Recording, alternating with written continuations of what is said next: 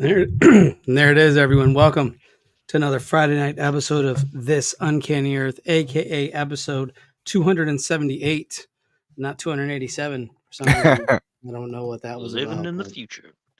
Oh, nobody saw that.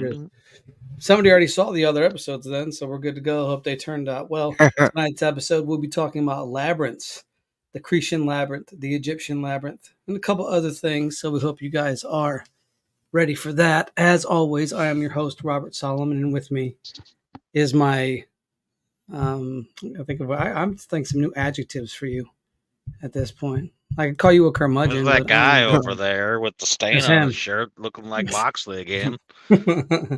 That's the same shirt too. Yeah, I know. It is. I'm gonna get some good use out of it. I can tell. Do you need a shirt?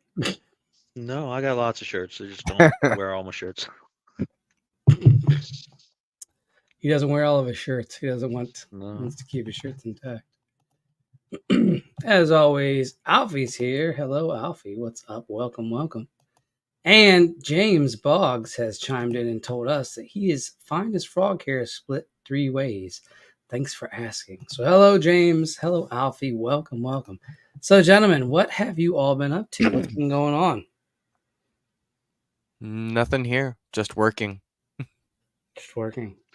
Yep. What about yourself, Spider? What are you up to these days?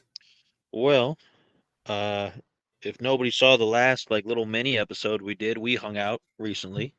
We did. Did a live in person in the Uncanny studio, the official studio, which is not my couch. No. It's an actual room. That I'm in right now. Professional. And we talked about the eclipse and various things of that nature. So if anybody wants to know our thoughts about that, go back. Not right now. You have to watch this right now. Don't go anywhere. That's true. You're gonna be in trouble. Don't go anywhere. It's true. But yeah. Other than that, we just been doing what we do, doing the Twitch streams. Have you been doing your streams, right?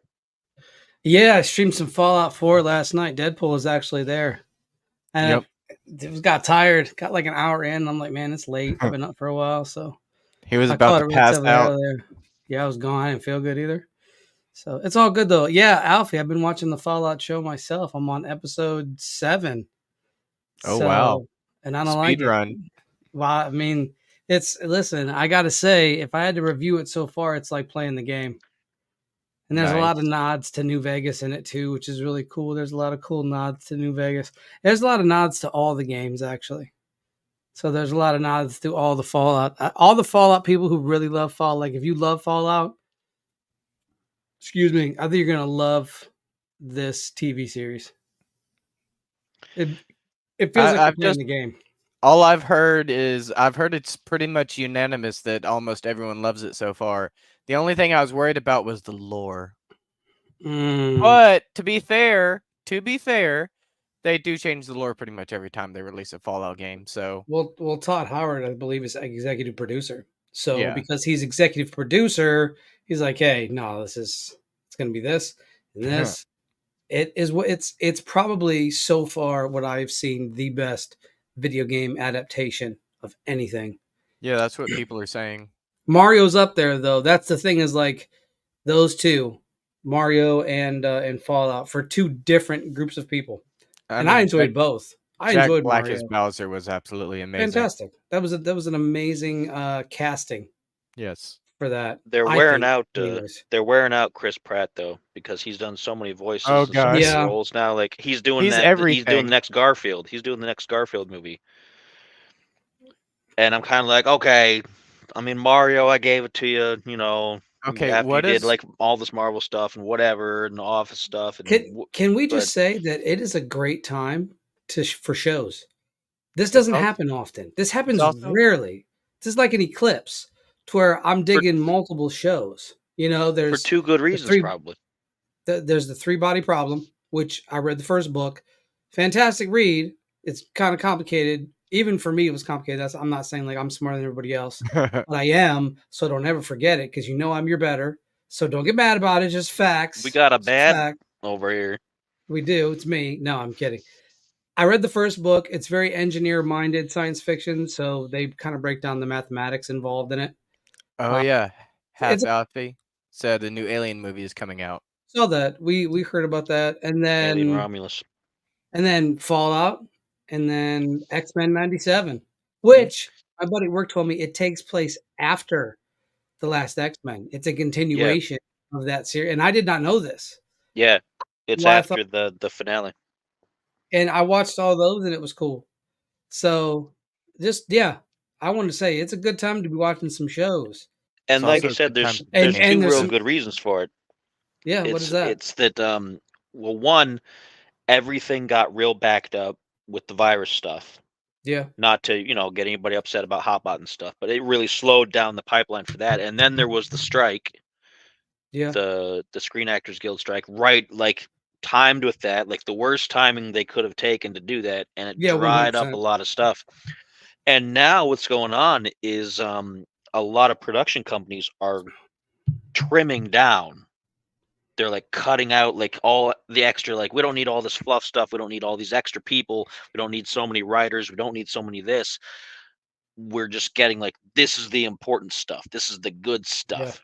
I heard that they and this is actually a complaint among a lot of out of work actors and writers and things all of a sudden, is that they used to have people, you had to pitch like 96 new pilots for shows like a month, and now it's down to like 5.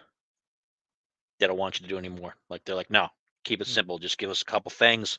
We don't want extra. So that way they can focus all their time and energy and money. Yeah. Because they lost a ton It of money showed. too. So they're budgeting everything now for like, make one good show. Don't make 900 crap shows for ratings, because nobody's watching TV anymore. They're all doing streaming. So now everything's distilled down into what are people going to stream, and who cares about the ratings. We want to see like what streaming service is going to pick this up and pay for it because it has Yeah. this many people watching it. And Fallout was a good adaptation. Now, I will say, I don't know if you guys read this about the MPAA asking there to be a law about engaging in illicit sites to watch movies. They're going to try to push a law through. They're asking Congress to push a law through to make it illegal.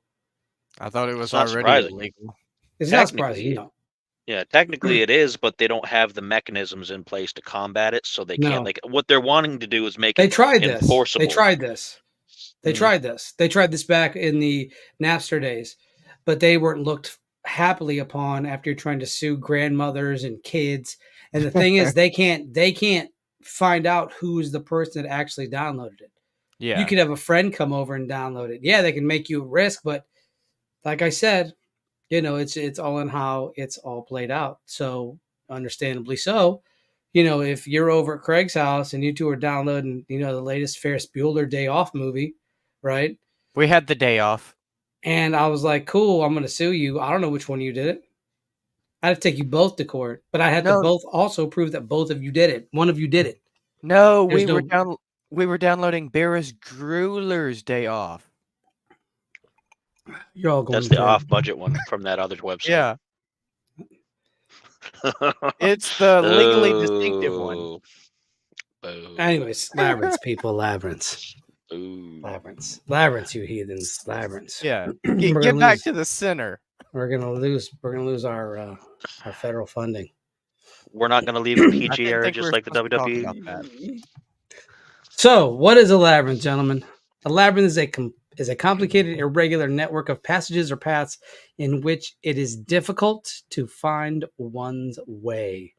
Now, Stephen here pointed out not too long ago that the difference, or that a labyrinth and a maze could be a labyrinth could be a maze. However, the difference between the two is that a labyrinth has a single continuous path which leads to the center, and as long as you keep going forward, you'll get to the center eventually. And it's the exact opposite. You roll around, you go through the thing, and you'll end up back out at the entrance. And there's a couple of famous labyrinths, the Cretan labyrinth being the most famous. That is the single-handedly most famous labyrinth that we have in ancient history, built in the city of Crete, or on the island of Crete, I should say, to house the mighty Minotaur, who was a basic love child between My favorite. Pasiphae and a bull, a white bull, mind you. So, yeah, the Greeks, a lot of these mythological tales are very much different. But if you take and break it down of what that science could be, it's almost like human experimentation. Because if we look at what a bull actually is, a minotaur, and a lot of people know what a minotaur is, it is a bull's head on a man's body. It's usually on a man's body. They don't have them on female. I've never seen a female minotaur, though I'm sure there are depicted them in different things. But the minotaur itself was a male bull. It's a bull. If it's a female, it would be a cow. So, there's not going to be any female. Yeah. So now, there's also an interesting thing about that too, is that some of that may be actually based in more mundane fact, which was raised in a short story by Neil Gaiman, of course, of all people, in that the Minotaur was called the Minotaur and it was made up to be this big beast, but it was actually because it was an illegitimate child that had some deformities. They were placed in this labyrinth, and people who would come for the king's daughter, who was fine, the king didn't want any suitors for her, so he said, "No, you go into the labyrinth. You got to fight the Minotaur," and they would get lost and they would starve to death. But they would never find out the truth about the Minotaur. It wasn't until Theseus went through with the ability that was given to him because he was supposed to be a human sacrifice for the bull itself. Did I freeze? Am I frozen? Yes. You're kind of bouncing a little bit. That's a little weird. The ability to freeze his face on his camera. That's okay. You got some bad weather over there? Yeah. We can hear you okay, though. I'll probably... Give me 1 second. We'll do this. There it goes. Is that better? Yes. Yeah. I don't know why that did that. That was different. That was definitely different. But what happens? So let's backtrack a bit before we go further on. Do you guys know who actually built the labyrinth? I do not. One Daedalus. Daedalus. Everybody knows Daedalus, right? You guys know Daedalus. Okay. Daedalus and Icarus, father son. Father built wax wings for Daedalus and Icarus to fly. I remember now. Icarus gets too close to the sun, the wax wings melt. He falls to his death. Daedalus survives because he doesn't fly too close to the sun, so the wax wings melt. Was that part of his punishment for trying to escape? They wanted to become like gods. It's a very prolific tale in any form of what I would like to call apotheosis, so to speak. Everybody's trying to attain godhood. So in mythology, people will try to attain godhood as best as they can, because godhood, in fact, is the greatest thing you can achieve. Obviously, in any tale, you want to become a god. That is your end game in a lot of these, because if the gods are cruel and they are evil and they do this, that, and the third, your best bet is always to become more powerful than them. And in Greek mythology, especially, more so in Greek and then Roman, Roman said, "Hey, Greece, can I see your homework?" And Greece was like, "Sure, just don't copy it." Bam. All they did was just change the names of the gods. The stories, same. The names, different. Now, let's stop a second, and I'm sure James Boggs will 100% understand this. The Vatican today is built on top of Rome. Okay? And something I noticed that's very much parallel is the fact that there are saints in Catholicism, correct? There was also many gods in Roman belief. And the saints are basically humans that have attained godhood, is what you're getting at? Saints are not, they're not gods themselves, no, but they're an elite group of people that you can pray to for certain things, because in Catholicism, you can be prayed into heaven. So if you're stuck in purgatory, you can be prayed into heaven. You have to actually be prayed in. And it's a whole thing. It's a whole process. But I thought it was very interesting that the Catholics use saints and the Romans used many gods. But then they also used what we would be calling demigods. Hercules being a prime example of a demigod. Now, I've strayed a little bit too far away from our main topic, but what I did want to say about the Minotaur is, what if that is a interesting way of discussing gene manipulation, gene splicing, experimentation? There's a lot of tales that we find in mythology regarding beings that are half human or half something. Obviously, Greek mythology, the centaur, the minotaur, the chimera. But then you also have other tales in other locations.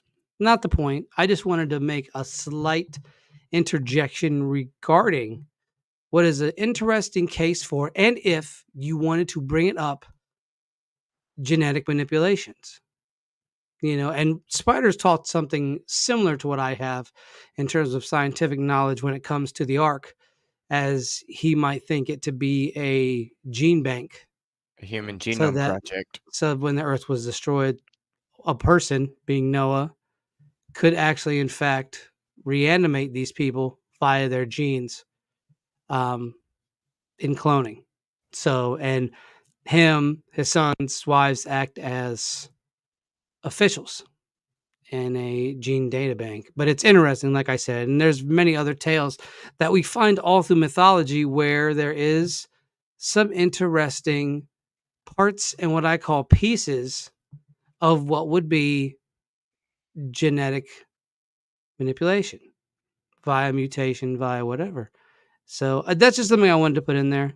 I didn't want to rile up the folks, but I felt like that was an important part in the idea of the Cretan labyrinth, because the Cretan labyrinth itself, and I asked somebody today, I said, hey, do you know about the labyrinth and the Minotaur? And the person said, yeah, I know about they didn't know but I asked them, do you know the story of it? And most people do not know the story behind the labyrinth. They only know the Minotaur and the labyrinth. They don't know what connects the two. So King Minos, his daughter was very beautiful. Okay. And so suitors came and wanted her hand. Obviously, you have a beautiful woman. And what a lot of people don't understand is that is a chance for power, because now you're marrying into another family. So now you'll become part of that family. That just makes your whole family as a whole bigger. So these suitors line up. Well, Theseus shows up as a human sacrifice to the Minotaur, because you have to please whatever being is inside of this labyrinth, and you're going through this labyrinth. And as a suitor, you had to fight this thing, and the one who killed it would get her hand. So Theseus comes in, and he's going to be sacrificed to this thing. Well, his daughter, Ariadne, Greek names trip me up sometimes. Aradine, I think it's Aradine, but if it isn't, by all means, please correct me. Let me know in the comments. Who is the actual daughter of Minos and Pasiphae, who fell in love with the bull man and had a bull child. She falls in love with him. Obviously, as the tales go, she wants him to live, so she asked Daedalus, who was the creator of the labyrinth. King Minos commissions it. Daedalus creates it. We have to remember, Daedalus, once again, made wax wings. He is an inventor of sorts. He's the Leonardo da Vinci of that era. Here's a man who makes wax wings. The ability to fly. Could you imagine flying in the sky? Don't go too high. You don't get burned. And there's a lot of metaphors for that, for everyday life. A lot of business acumen is attributed to Icarus. Don't get too greedy, exactly, or you'll fall, even though on the other hand, it's cutthroat and get promoted as quick as possible. So it is very much a hypocritical ideology, but not the point, not the time. She wants him to live. So she says, Daedalus, how can I do this? Well, he secures a flaxen thread to the entrance of the labyrinth and then follows that thread out again. So Theseus was able to kill the Minotaur and escape the labyrinth. And he leaves. He dips out. He's gone. You don't see him again. So I find that to be a fascinating aspect regarding the labyrinth. And then the labyrinth itself was thought to be in a couple different places.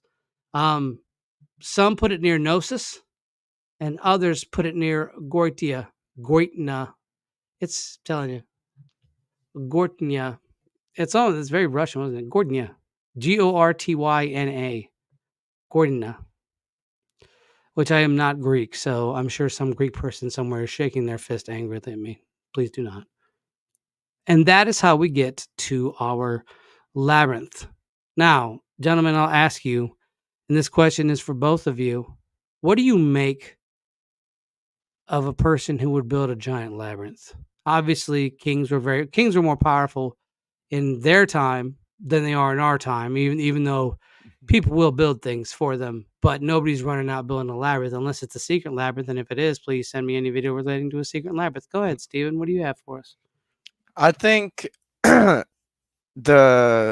building a labyrinth, it sounds interesting, but like you said, it's probably expensive. But if you're in the place of being like a king and you can just have someone go out and build it for you, I mean, I think it sounds like fun. But why? Why do you have a labyrinth built? According to my research, it seems like it's a very spiritual thing. Like you go into a labyrinth in order to find like your spiritual center, because you go to the center like halfway through, then you turn around and come back out. And personally, I know this is probably not like the typical thing that someone's going to think of with a labyrinth, but I like to think of Uzumaki, the spiral. I think the spiral is like a perfect labyrinth because you go one way, one route, right to the center, and then you come back out. And I just find spirals very relaxing and calming. Okay. Spider, what do you think?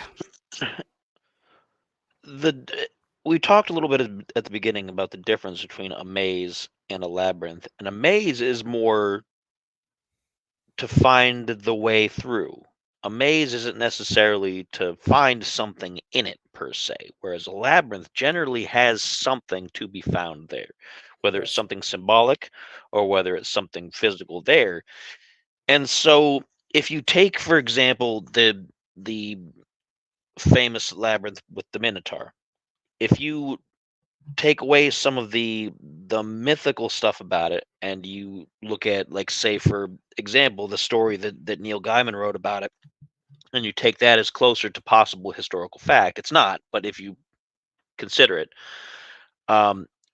it was to hide something, because the Minotaur, if it's not a creature, if it's illegitimate offspring that's deformed, not only for one thing is it's illegitimate offspring, which is bad for a king.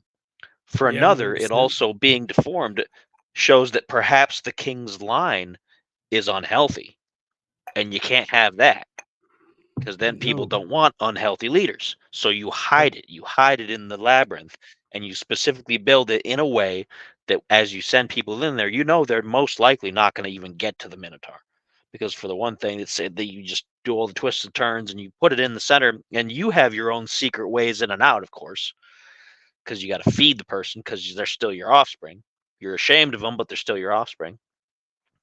And so a lot of times, if people put the expense and the effort into building something like this, it's to hide something. And whether that something is meant to be found or not is kind of, it's part of the equation, but it's not the central part of it. The central part of it is there's something secret here, and the labyrinth is meant to make it difficult, if not impossible, to get to, unless you're a very specific kind of a person. And that's correct. Dealing with a labyrinth is much like dealing with yourself, in that the Minoan capital is also thought to be the labyrinth, I believe. Crete, the Isle of Crete, I believe. So we have this labyrinth that's built, right? It wasn't the first of its kind. That labyrinth was actually based off an Egyptian labyrinth. The Egyptian labyrinth being one of the first to be built. Before we go, though, or before we continue with this, I want to break down the word labyrinth. It's a pre-Greek, obviously Minoan origin that was absorbed by classical Greek and could be related to the Lydian labres, which is double-edged axe, which is a symbol of royal power, which also fits the theory that the labyrinth was originally the royal Minoan palace on Crete and meant the palace of the double axe. Just little history lesson there for you folks. Another important thing to think about is that there was a lot of religious back and forth going on even back then. We think nowadays of the big schisms between Christianity and Islam and Judaism and things, but back then they had cults, they had mystery cults, they had all kinds of different competing beliefs. And the bull previously had been identified with Marduk, who was the deity of Babylon. Yep. And the public perception of Babylon was that it was a place of decadence, of hedonism, of bad things and whatnot. And that was the lesson that got brought forward, which is why in biblical stuff you find references. Pardon me, that's 5 syllables too long for that word. But they talk about Babylon as being a place of iniquity, and it's even in Revelations. Like this particular person of a certain word that I'm not going to use because of the show comes from Babylon, right? And so you almost look at it from a historical perspective of it's a creature that exemplifies what that evil or what that bad god is, what those bad gods are all related to. They're all related to bull deities, the golden bull from Moloch, and all that kind of stuff. So it's also a little bit of a subtle hint to the people at the time, maybe hearing about this story, this myth for the first time, that this is what happens to people who worship this other religion. It's less a person going in and slaying the Minotaur and more the cult of the bull will always be defeated. So it's a morality play on a lot of different levels. And I also want to say too that the Canaanite god known as Molech was the bull and was key to the concept of child sacrifice. And an interesting thing to note that the drummers drummed so much harder so that the parents couldn't hear the cries of their children as they were being thrown into this giant bull furnace. Oddly enough, another torturous thing was another bull, but they would lock you up inside it and set a fire under its belly, so that you would basically scold to death. You're trapped in this big iron bull, and you would 100% be burnt and scolded to death. Would be the best way I could put it. You'd just be seared. It'd be like cooking on a frying pan.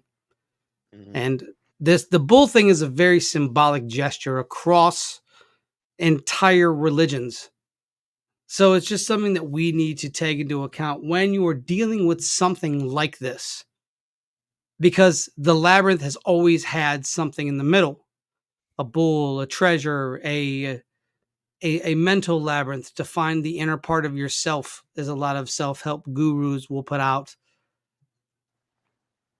There was also the Apis bulls of Egypt, and don't forget the Israelites made a golden calf. Yes. You see that imagery repeated throughout a lot of older tales and spiritual books of the bull is bad, the calf is bad, right? And even Christianity and the early Jews are supposed to sacrifice a calf to Yahweh. You weren't because that's kind of like another way of conquering the cult of the bull, and that concept continued in other ways too, of just linking things together. The goat was a symbol of the Knights Templar. And then it got linked to Baphomet, and now it's linked to satanic practices. Yep. And it's all up here more than anything else. Do you have anything to add there, Stephen, about Crete and the bull? To be honest with you, most of my research was just telling me about different types of labyrinths, like medieval labyrinths, Baltic labyrinths, and it was just a little confusing, to be honest. Okay. Well, let's get to the first labyrinth, and then you're gonna tell us a couple types of labyrinths because I'm excited, especially if it confused you. It's gonna be exciting if it confuses you. Yeah, definitely. So the Egyptian labyrinths. So I want to give a quick shout out to somebody. A buddy of mine, Dan, requested this. So there's your shout out. There it is. Described by the historian Herodotus and Strabo, it was located on the east of Lake Moeris and was opposite the city of Crocodilopolis. Crocodile land. Yes. Well, yes. Sacred crocodile. Also Hathor, the Egyptian god.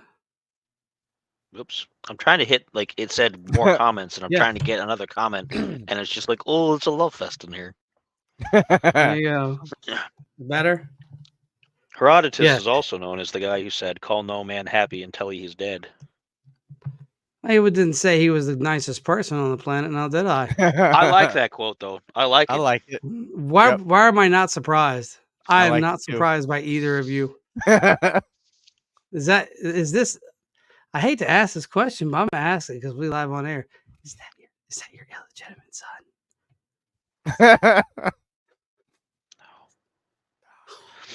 I've never been to Tennessee.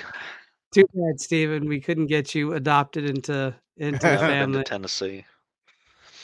He looked a little mad about that one. He's like, "Man, dare you? Man, I thought I was made there. I moved a whole 3-4 states away. I don't know how many states, 2 at least." Anyways, I just thought that was yeah. But the temple at the entrance of the lake, Herodotus states that the entire building surrounded by a single wall contained 12 courts and 3,000 chambers, 1,500 above and 1,500 below ground. The roofs were stone and the walls covered with sculptures. On one side stood a pyramid that stood 243 feet high, and he went through the upper chambers and was not allowed to go to the lower chambers because it was said that it contained the tomb of the kings. Interesting, because once again, the pyramids were not built to house the dead. It's not what they were built for. You don't have a structure that has water running underneath it, a granite base, and a gold capstone. All 3 of those are conductors of electricity. Just so we're clear. Frankenstein. Kind of, yes. Yes, you're not far off. Very much could be one thing, but they were trying to bring them back to life. But so he goes to the upper, doesn't go through the lower, they don't let him. And there's also a labyrinth of tombs of the sacred crocodiles. So there's a whole sacred crocodile thing going on here. Ooh. Egypt regarded the crocodiles with high regard because they were dangerous. You didn't want to get caught by a crocodile going down the Nile River. It's over.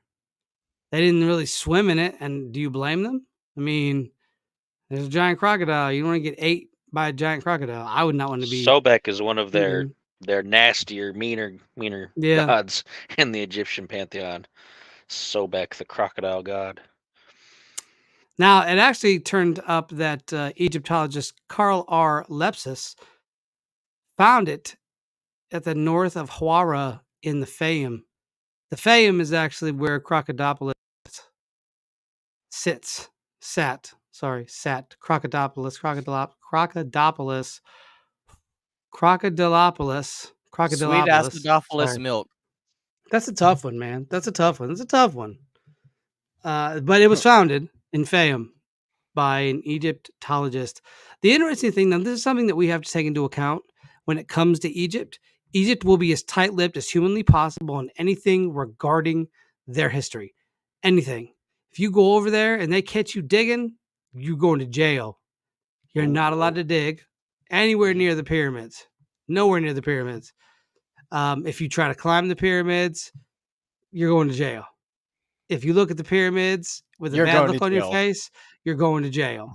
Matter of fact, if you even think about looking at the pyramids wrong, you're going to jail. They got mind readers. Egypt is very much tight-lipped on the things that they find. So 9 times out of 10, when these things are found, the government comes in first to see what's found. They said they're not going to come, but they'll send a representative that'll come in, look around, and be like, okay, we're going to take this, this, and this.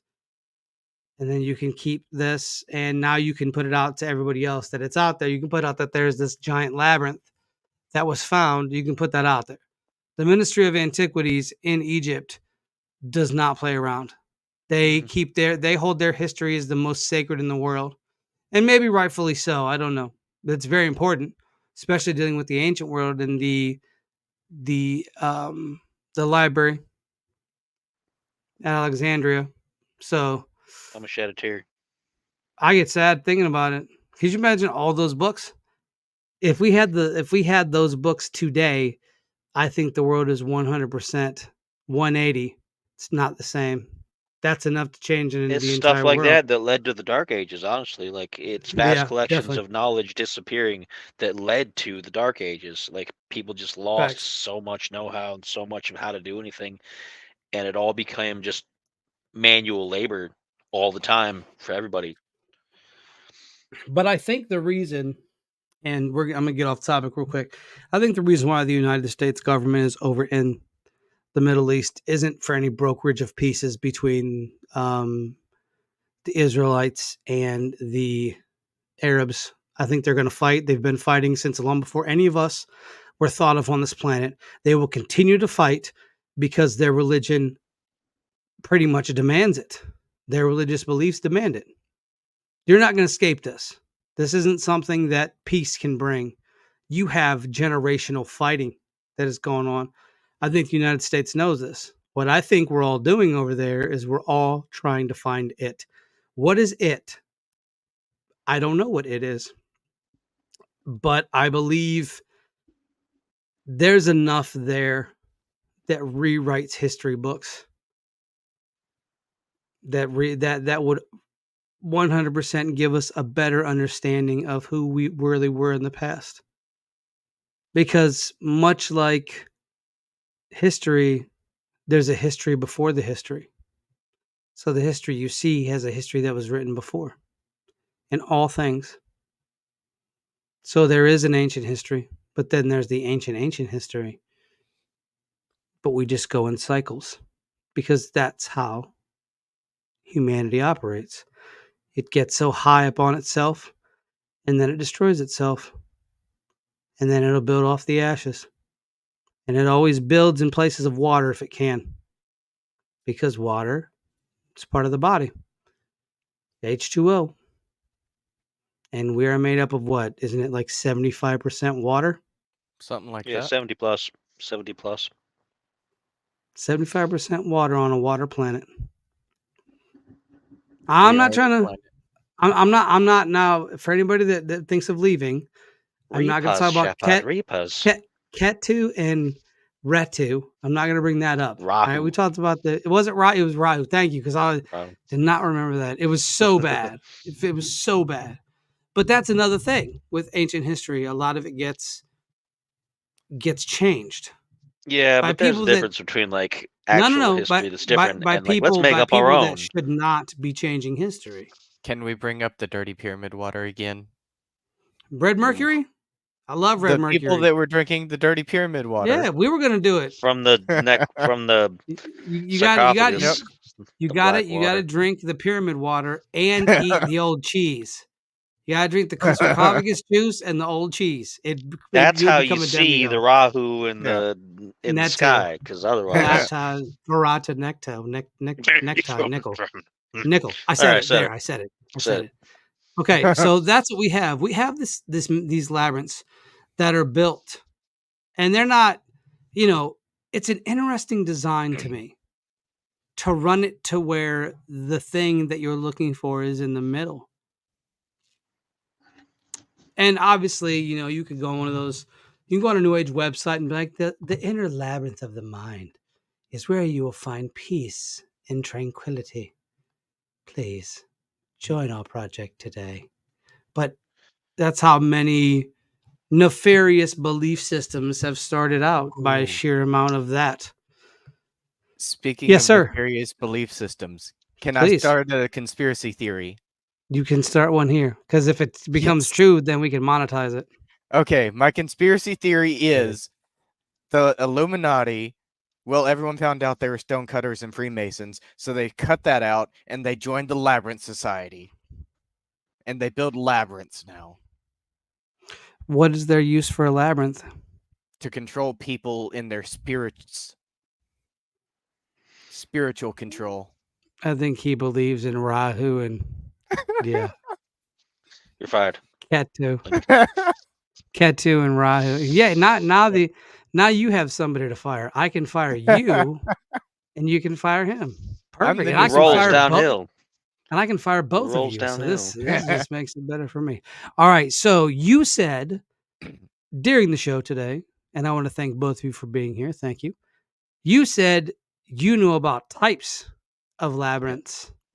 And I would love to hear more about these. Now, what I'd like you to do, give us one type so that we can conversate about it, and then we'll jump to another. So this way we can all break it down and understand what it was probably used for.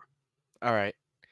So first off, my research told me the labyrinths date back 4,000 years. You've already talked about, what they are. They're often used symbolically as a form of walking meditation, choreographed dance, or even used as a site for important rituals, among many other things. They are also tools for many different types of transformation, including, as you discussed a moment ago, personal, psychological, and spiritual, and they are thought to enhance right brain activity. And there's some more stuff, but that's boring. So they are named by type as well as the number of circuits or how many times you must pass through to reach the center of the path. And when you start a labyrinth at the entrance, and the lines or circuits which you walk will define your path and often maintain a constant width even around turns. Now, let's get into the types. The first one I've found is called a classical family of labyrinths, and it is based on a pattern first discovered on a clay tablet from Pylos, Greece, around 1200 BCE, and it was also found on Cretan coins from 400 to 500 BCE, and this type of labyrinth is easily constructed using a seed pattern, which I thought was very interesting. It's like you could build the labyrinth with plants. Okay. Almost like that garden. Hedges and things. Yeah. Almost like the garden from Resident Evil. Yeah. Yeah. Exactly. Yep. So I thought that was really cool because you could build your own labyrinth at home. If you have enough space, theoretically. I'll order the kit from Amazon. Yeah. Order the seed kit. I like it. And it's interesting because I'm looking at here let's see what we can do here, because I'd like to pull it up here. They have an example of one called Ottfried's Labyrinth. And where is that located? That one, it didn't tell me where it was located, but it said it was a classical 11, 15, 3, and 7 circuits and a concentric labyrinth. But it didn't tell me where it was actually located. Okay. So, is it just the kind that you just go in, you get your thing, and you get out? One of those? Yeah. You just go to the center, you spend some time there, think about stuff, and then you just leave. Okay. And that's called the classical family, right? Yes, classical family of labyrinths. Okay. So we actually have that. And it's funny because there's an article here for Psychology Today, and it's called Life and the Labyrinth Meaning. And obviously, that is going to 100% deal with more of the inner aspects. Yeah. So what I want to do here is I want to put that up on file here. Give me 1 second. There you go. There it is. See? And here is the classical family labyrinth. For those of you that need to see it, That is the classical family labyrinth there, right smack in the middle. There, that labyrinth. And it's from Psychology Today, so you know it's going to be something regarding psychology. But interesting that, what does that look like to you, gentlemen? What does A that look like to brain. you? There it is. Straight up a human brain. Straight. And then look, it goes in, right? Yep. It goes in, and then it all makes the shape. I don't think these things were by accident, to be perfectly honest. They knew what they were doing. You know, Yeah. you didn't have the you didn't have things like the Nazca lines. You didn't have things that were made giant. You know, I don't know if you guys have seen them, but the giant handles on doors. They ever seen those? The real big doors, huge. Yeah. And they have two handles. They have a bottom handle and they have a top handle. Like a normal person would grab the top handle if you were that tall. I've seen a couple, and they are fascinating. Somebody hit me to that, and if you're listening, I apologize for not remembering. Oh, I'm sorry. No, it was a lady at the presentation I did about was that that'd be 2 weeks ago? 2 weeks ago tomorrow, actually, I believe was when I did it. It was a great presentation, and yeah, it Nice. and she asked, she said, "Hey, have you ever seen the doors with the giant handles?" And she believes that there were giants back in the day, and I also believe that. I think there's too many accounts of giants existing to not believe. At this point, I think we have enough evidence that we could piece together something. So, but yes, something like that. What is our next labyrinth? Oh, go Before ahead. we get to that, another interesting part to that, and I don't know if this is going to be included in what you're going to talk about, but it also kind of falls into that same thing of the classic family labyrinth, is that some of them aren't actually fully three-dimensional. Some of them are purely representative, such as the Chartres labyrinth in France, which is a pattern on the floor in Chartres Cathedral. It's got a 40-foot perimeter, and it was used in 1360 by a bishop to celebrate the liturgy of Vespers during Easter. Ooh. And at this ceremony, he would walk the lines on the floor, the pattern on the floor, to the middle of the labyrinth, symbolically kill Satan, and they called Satan the Minotaur. Another interesting bit of, again, the bull being the bad guy. And then would throw a yellow ball at the audience, symbolizing victory over death. And today, pilgrims can still go there and can walk the maze once a month. Yeah, right there. It's a pattern on the floor, which is fun because it's not actually walls and things, so you can see where the center is. Because it's not about one. Yeah, it's not about finding your way necessarily. It's about taking the journey and getting to that center. That's example of the spiritual journey of it rather than the physical. We could even say here, it says the labyrinth of Chartres. I'm messed that up. I'm sure. Yeah, I don't there's know somebody French, so I just assumed it was origin. Chartres. Yeah, I don't either. And I'm 2%. So you Chartres. I don't know. I'm French too. I have French DNA, so I can understand. Easy. You leave his cheese alone. It invokes Greek mythology, how we talked about earlier. The architect Daedalus constructed it for the destruction of a monster, the Minotaur, who ate the children of Athens. Theseus vanquishes the monster, and he was successful due to the thread spun by Ariadne. Nice.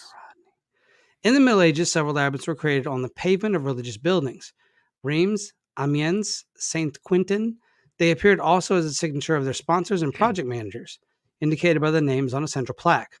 Appreciate the complexity and elegance of the patterns. The main director has represented the execution of pattern in stone. And it's got geometric points. I would like to go to this. This would be fascinating. I mean, look at this thing. Yeah. It looks like a giant cog. If you notice here, the cogs. It looks like a giant cog. Yeah. I think, once again, I'm going to insert my personal opinion here. I think there's things that are shown like this for us to think that looks like a cog. It looks like a cog. Anyways, by all means, please continue on your. Go ahead. I got us sidetracked and we're running short on time now. Okay. So basically, like Spider figured, we just talked about this one. I was going to talk about the Roman labyrinth, the majority of which are designed as kind of like an offshoot from the classical labyrinths. And it said they are often square, circular, sometimes even polygonal, and they're often found as mosaics on the floors of Roman architecture. So now let's skip ahead to the next one, and then we'll let Rob finish us up by talking about the medieval groups, which are divided into 4 quadrants, and sacred geometry is sometimes deemed essential in the construction of these types of labyrinth. So let's ask Rob to explain sacred geometry to us again. I know it's his favorite topic. One of my favorite topics. In brief. I do want to show this real quick before I do get onto my whole concept of sacred geometry, which we'll be extending the show 3 hours tonight. So for a 4-hour show. Yep. Yes, that is the abridged version. That's the in brief version. Because see, he pulled the ultimate dad joke on me. Because last week I mentioned in the private chat that he should do a sacred geometry show, and he just didn't say anything. And then he's like, "Hey, let's do this." And then I'm like, "Wait a minute, sacred geometry? Ah, you got me." I did because if you look at it, it looks very, very geometrically sacred. But this is example of the Roman mazes. Okay. And he's right. Look, they're not circular. Yeah. A lot of them, like in fact, are square. And then there's a guy getting beat. But if you notice, like around him though, is a labyrinth, and you can see to the left. And the other one, there's another guy getting beat. So the guy getting beat is the reward. Here's the thing: that's conquering your whatever it is. Like for this, it's conquering self, because it looks like the concept of conquering self. You have to fight yourself. The idea of the doppelganger. The idea of the labyrinth doppelganger that you must go through in your brain to fight. And we all have a labyrinthian doppelganger waiting for us to fight it in order to move on to our next phase of life. And like I said, here you go. Here's some stuff here. There's some stuff from Cyprus, Croatia. Look at this Croatian one. This Croatian one is wild. That's crazy. Then we have the Harfum, the mosaic. We have one from Switzerland. Once again, the guy getting beat, which once again represents probably that one looks like it has the horn, so I'm sure it's the Minotaur in that regard. We have the mosaic in Tunisia. Now, Tunisia is a little bit different. Wow. Now, can anybody tell me where Tunisia is located? It's in the Middle East. Is it near It is Turkey? in North Africa. It's in North Africa.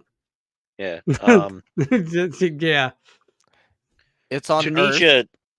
I know that Tunisia was the parts of Tunisia was used in the first. Well, it's not number 1 anymore. It's number 4, but episode 4 of the original Star Wars movies. That's where they did the desert scenes for for Tatooine. Libya's in Africa. Yes, and there's a whole conspiracy on Libya I could go in, but I will not go into that. But I used to. I keep finding old memories of my old school FB rants. Yeah. Is it like classics. A chain of memories? Yeah, you're fired. But no, interesting enough, those mazes do kind of compel one to see why a person would build it. I think a lot of time, if you hide something valuable, because there's always something valuable in the center of a labyrinth. So you're going to make it elaborate, but you're also going to base it on things that would be pleasurable to your gods. If we look at the Nazca lines, it almost looks like a little labyrinth in and of itself. I'm not saying it is. I don't want historians coming like, it's not a labyrinth. You don't know what you're saying. Some of them, theoretically, though, the number of loops on a couple of those, to walk the path of one of them is essentially almost walking a labyrinth, because it's such a distance overall, and because it's just straight I see it on the ground there. No, Tunisia is its own country, like Libya is its own country. Tunisia isn't in Libya. Tunisia is Tunisia. In Libya is Libya. They're separated. Yeah, that's the thing. It's all these designs and intricacies that are involved in a labyrinth to get to the most coveted prize you can, whether that be fighting yourself, whether that be fighting a Minotaur. And obviously, if you've been going around in that maze, after a while, you're going to get tired. And if it's a giant labyrinth, then you're going to be super tired. I should say labyrinth, not maze, labyrinth. If it's a giant labyrinth, you're going to get tired after a while. Because I think the labyrinth at Crete wasn't just, you didn't just walk a couple times and there you were fighting the Minotaur. You're fighting, you're walking. That might be a day's walk, depending on how big it is, And then what if you get stuck in the middle and then you're like, I don't know which way I'm going. Some things like that is what I was talking about in regards to labyrinthine things. But yes, I do think that these labyrinths were made with some respect to whatever deity or whatever being or whatever folktale that they have. I mean, look at we saw the picture of all the mosaics and such. The one that's from Harfam looks like a top of a pyramid down. I'll show it to you. We'll put it up here one more time for the fine folks out there, and you'll get exactly what I mean when I say that it looks just like a pyramid. If we look at the middle one, let's look at this one, the one I got my cursor on here. That looks just like a pyramid. Here's one side, here's another side, here's another side. And it's made to look like a pyramid. Yeah, the symbolism is certainly part of the overall design. Now, pyramids themselves didn't really have labyrinths in them, but that's not really the point. Again, it's connecting concepts that were all sacred in their own various ways. Pyramids were sacred because of the ascent to godhood, and so as you're traveling the labyrinth, it's almost like you're ascending the pyramid. Very much so, and we don't know that there couldn't have been labyrinths in the pyramids. Well, yeah, I mean, we the have ones we found, sure, didn't have. have any, but that's not to say that there weren't some in them. And it would be a very interesting I'll way. retract my statement there. Well, I don't know if there is, but I don't want to say rule that out. Yeah, because what better way to try to get to something, to get to whatever you're looking for, than to put in a labyrinth? Maybe that was the power center of the pyramids. Now, I'm sure somebody will hear this and think that I'm crazy. They'll be like, no, that's not true. It's impossible. Okay. Like I said, these are all theories. I don't subscribe to any of them. Actually, because I have no. Yes. Since you mentioned the pyramid, I just also saw in my notes, there is a type of medieval labyrinth called Saint Omar, which is popular, and this particular type of labyrinth would typically be square or rectangular and have a meandering pathway. So that one you were just showing a second ago that you said looked like a pyramid is actually probably a Saint Omar type of medieval labyrinth. It 100% is. I found actually there's somebody on Pinterest, and I even had Pinterest, but it came up, so I thought, you know what, I'll pull it up. Yeah. There you go. That's what the Saint Omar labyrinth looks like. Yeah, looks just like right it. There. Yep. That's it. That was it. That's the first thing that came up too. So. Yep. Anyways, yeah. So that's very interesting. Once again, and what else you got for us there, young Steven the intern? All right. There was a few more. Santa Rosa is another popular labyrinth. It was designed by Leah Good Harris in 1997. It is a 7-circuit labyrinth and divided into 4 quadrants with a unique space on the 4th circuit in line with the mouth of the labyrinth. And that area is called the heart space and is not walked, but rather serves as a sacred vessel for holding different types of symbols to represent one's issues, needs, or celebrations. Okay, let's take a look at that one real quick. I like to show these things so that our viewers know exactly what we're talking about. Here we go. There we go. Look at this. That one's pretty interesting.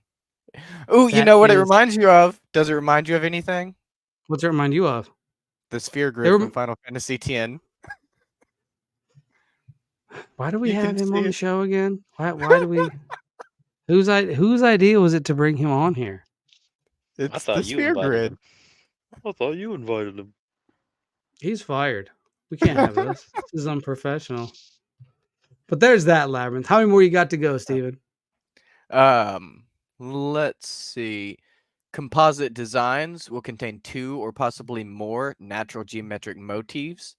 The Vesica Pisces motive labyrinth type is based on the Vesica Pisces. And I think I'll end it with meander labyrinths, which are based on a circular labyrinth, which is a unicursal circular design with a short path to get on the circle. And technically, it is not a labyrinth by the present definition. And they also have 3-dimensional labyrinths, which are often in variable classical, but the paths envelop a mound or hill, and thus are 3 rather than 2-dimensional. Okay. Well, we're going to leave it up for our lovely and amazing fans to go look at. Next week, show us some of your favorite labyrinths. You can send us our awesome fan mail. Actually, you know what? You guys get to see something live. You want to see something live? Let's do something live. I don't know if it'll let me do it. It might not. So, Will, I'm going to show you guys something. This is something we should have been including. Oh,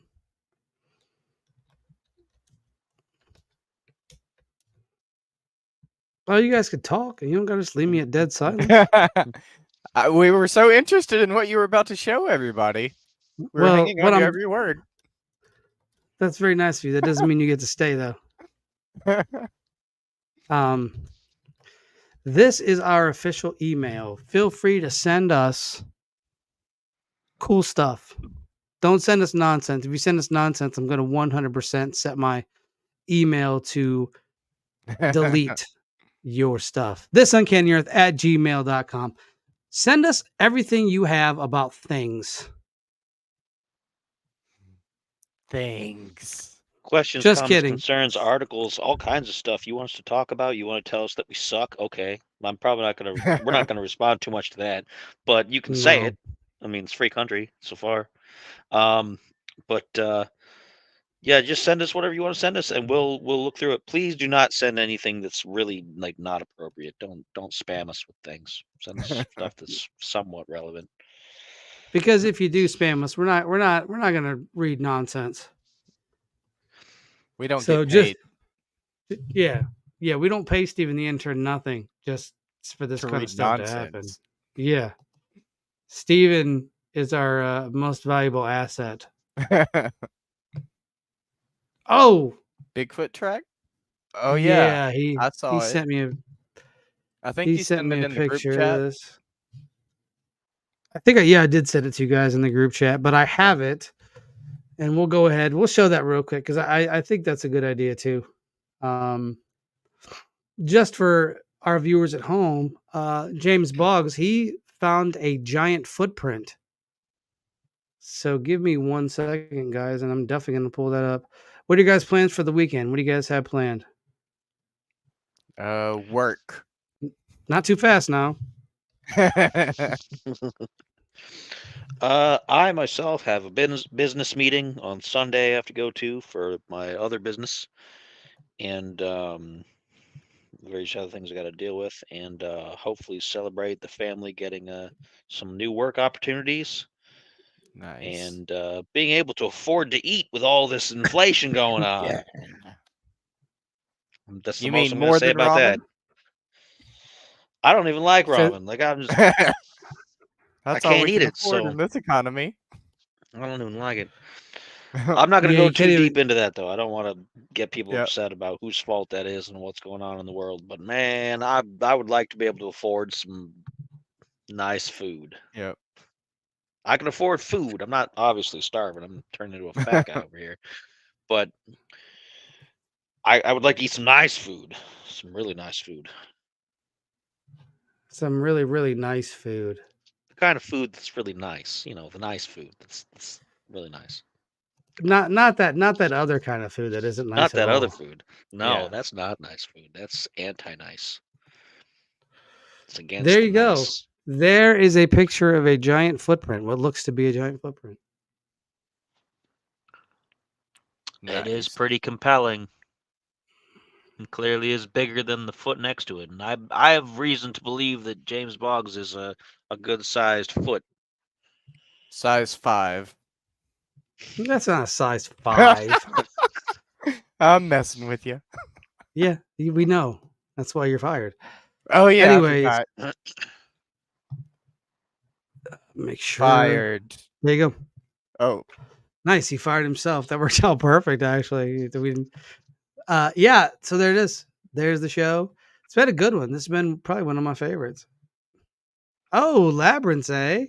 I wanted to mention it like the whole show, but I was like, I won't. I wanted to though. It's one of my favorite movies. You could have. I mentioned it before, but he explicitly told us that we weren't talking about that.